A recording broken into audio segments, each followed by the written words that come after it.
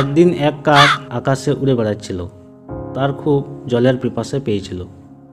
সে সারাদিন এদিক ওদিক জলের খোঁজে উড়ে বেড়াচ্ছিল, কিন্তু কোথাও জল পাচ্ছিল না। নদী নালা সব জায়গায় ঘুরে বেড়ালো, কিন্তু জল আর কোথাও পেল না। উড়তে উড়তে একটা জায়গায় এক মাটির কলসি দেখতে পেল।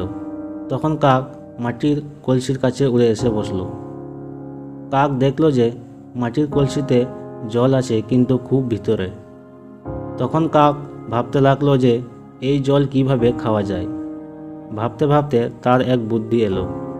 জল তো এই কলসির মধ্যে অনেক ভিতরে আছে।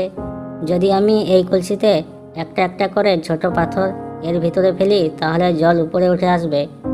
তখন আমি জল খেতে পারবো আর আমার পিপাসা মিটে যাবে। যেমন বুদ্ধি তেমন কাজ। কাক পাশে এক জায়গা থেকে এক একটা করে পাথর তুলে এনে মাটির কলসির মধ্যে ফেলতে লাগলো।